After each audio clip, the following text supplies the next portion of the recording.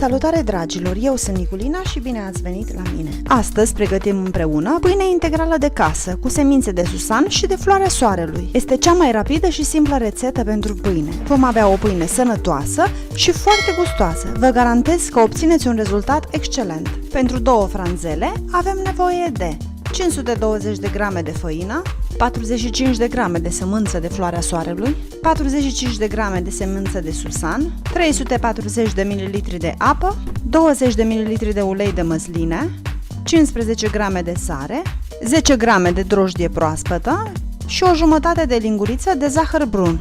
Pregătim maiaua. Într-un bol punem drojdia, zahărul brun, punem 300 de ml de apă, amestecăm cutelul până se dizolvă drojdia. Punem 3 linguri de făină, amestecăm cutelul foarte bine.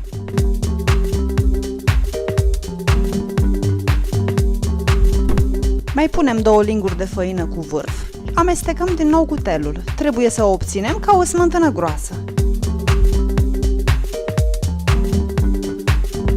Punem o peliculă de celofan deasupra, dăm bolul în cuptorul cu becul deschis până își dublează volumul. Mi s-a umplut castronul, maiaua a crescut foarte bine. A durat cam jumătate de oră. Desfacem celofanul, într-un bol mai mare punem restul de făină, cu o lingură facem o gaură în mijloc, punem maiaua formată, amestecăm cu lingura de lemn, punem restul de apă, acum la început amestecăm cu lingura de lemn.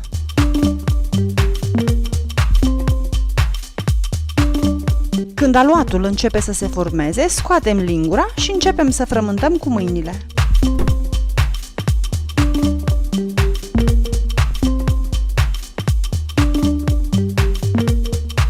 Frământăm până începe să devină un aluat omogen.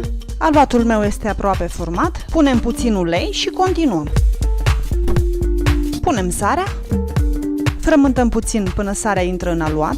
Din toată cantitatea de semințe, păstrăm 5 grame de semințe de susan și 5 grame de sămânță de floarea soarelui pentru ornarea pâinii. Frământăm încă puțin pentru a intra sămânța foarte bine în aluat. Continuăm, punem restul de ulei.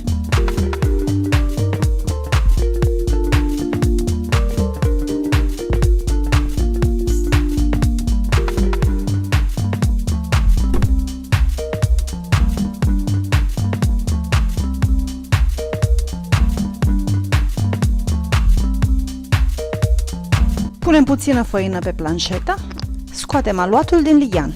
Ne ajutăm, mai punem puțină făină pe planșetă și mai frământăm puțin până obținem un aluat care nu se lipește nici de mâini, nici de masă.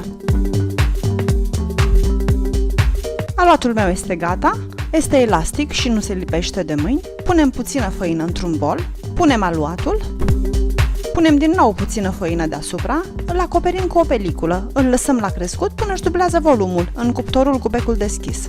Aluatul meu a crescut, vedeți? Mi s-a umplut ligheanul. L-am lăsat la crescut cam o oră. Punem puțină făină pe marginile ligheanului, punem făină și pe planșetă, scoatem aluatul din lighean. Facem un sul din tot aluatul.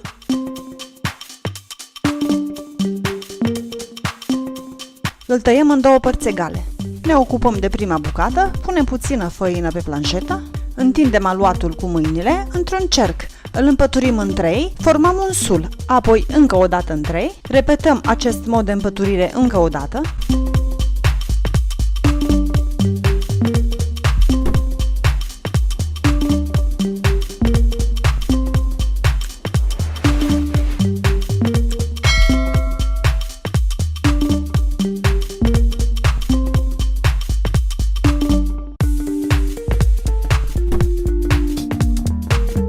Formăm un sul, închidem foarte bine capetele, franzela mea este gata, într-o tavă de cuptor punem hârtie de copt, așezăm franzela în tavă.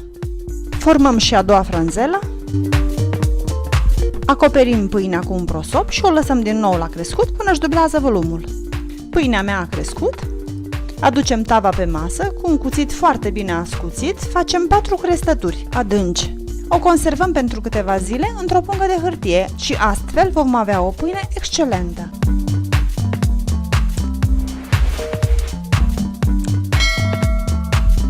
Cu o pensulă ungem pâinea cu apă la temperatura camerei. Punem sămânță de susan pe toată suprafața pâinei. Sămânța de floarea soarelui o punem în crestăturile formate. Dăm pâinea în cuptorul static, preîncălzit la 180 de grade pentru 40 de minute.